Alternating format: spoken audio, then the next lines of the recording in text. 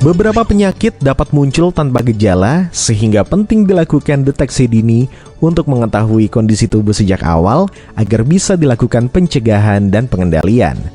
Deteksi dini penyakit terbanyak bertujuan untuk menemukan adanya kemungkinan seseorang terkena penyakit atau memiliki faktor risiko penyakit tertentu.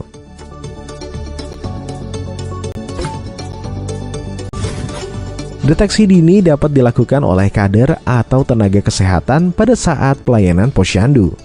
Pembahasan mengenai deteksi dini akan dibedakan sesuai dengan alat tes yang digunakan, yakni menggunakan alat kesehatan atau kuesioner. Pada pembelajaran kali ini, kita akan fokus mempelajari terlebih dahulu deteksi dini yang menggunakan alat kesehatan. Apa saja ya? Mari kita simak. Deteksi dini obesitas dapat dilakukan dengan cara mencari tahu indeks massa tubuh atau IMT. Untuk mendapatkan IMT, Anda perlu melakukan penimbangan berat badan dan pengukuran tinggi badan. Setelah penimbangan dan pengukuran dilakukan, kader dapat menuliskan hasilnya pada kartu bantu pemeriksaan usia dewasa dan lansia. Selanjutnya akan dilakukan penghitungan IMT dan hasilnya dituliskan kembali pada kartu bantu pemeriksaan. Berikut adalah tabel klasifikasi IMT untuk menentukan status berat badan seseorang.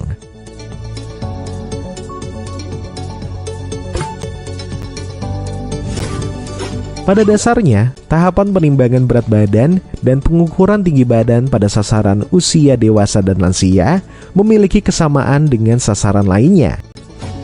Bagaimana prosedur penimbangan berat badan dan pengukuran tinggi badan pada sasaran usia dewasa dan lansia? Mari kita simak penjelasannya dengan mengikuti.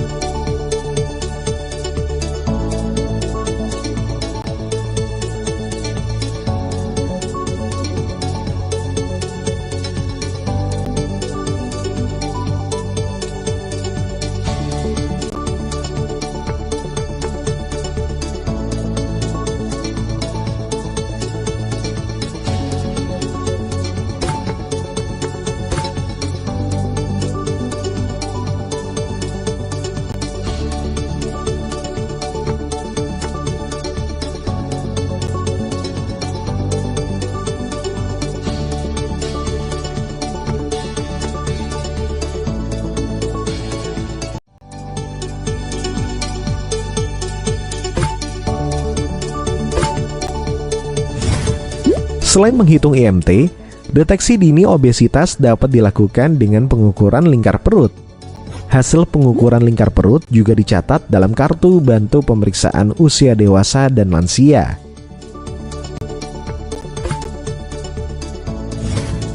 Sebagai deteksi dini obesitas, kader mengukur lingkar perut dengan batas maksimal untuk pria 90 cm dan wanita 80 cm. Bagaimana prosedur pengukuran lingkar perut pada sasaran usia dewasa dan lansia? Mari kita simak penjelasannya dengan mengikuti tahapan-tahapan berikut.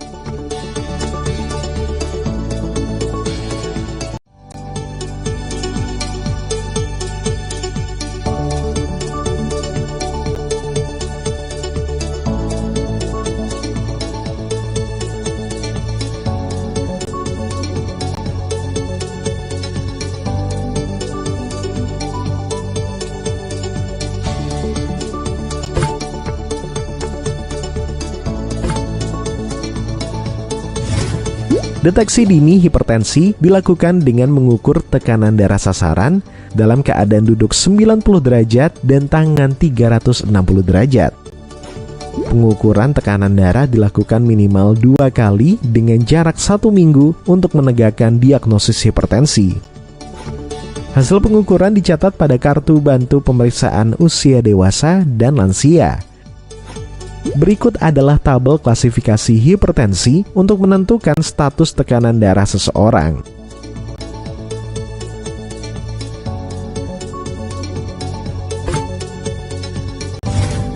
Bagaimana prosedur pemeriksaan tekanan darah?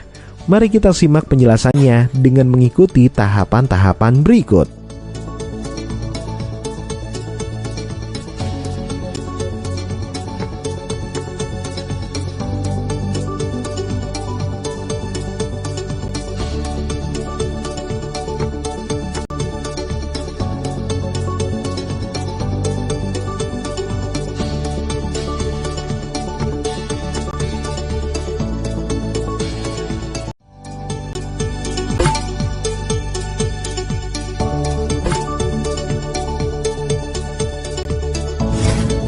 Deteksi dini terhadap gejala diabetes mellitus dapat dilakukan melalui pemeriksaan gula darah oleh tenaga kesehatan.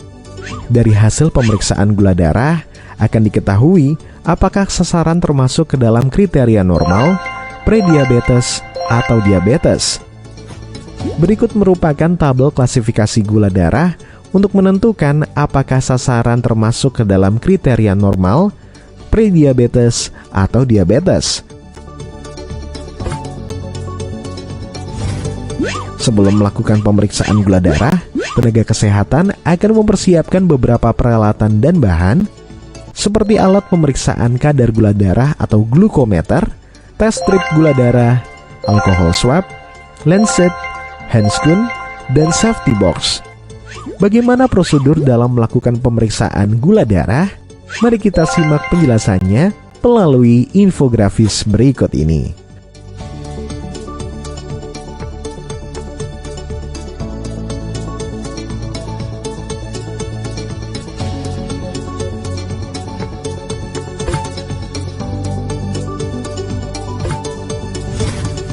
Deteksi dini terhadap gejala diabetes mellitus dapat dilakukan melalui pemeriksaan gula darah oleh tenaga kesehatan.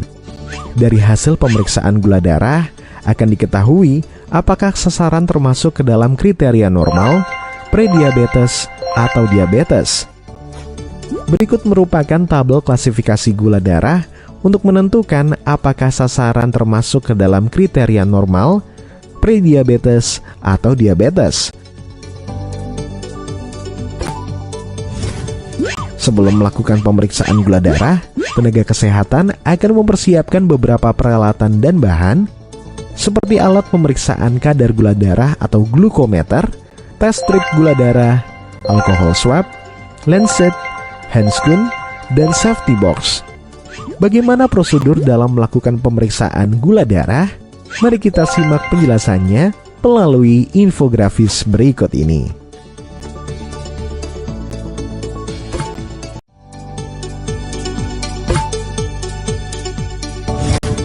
Bagaimana? Sudah mulai paham dengan prosedur deteksi dini yang menggunakan alat kesehatan? Semoga dengan pengetahuan yang Anda miliki saat ini dapat diterapkan pada saat melakukan pelayanan posyandu, khususnya sasaran usia dewasa dan lansia. Setelah ini, Anda masih akan mempelajari deteksi dini yang menggunakan kuesioner. Masih semangat kan? Sampai jumpa ya!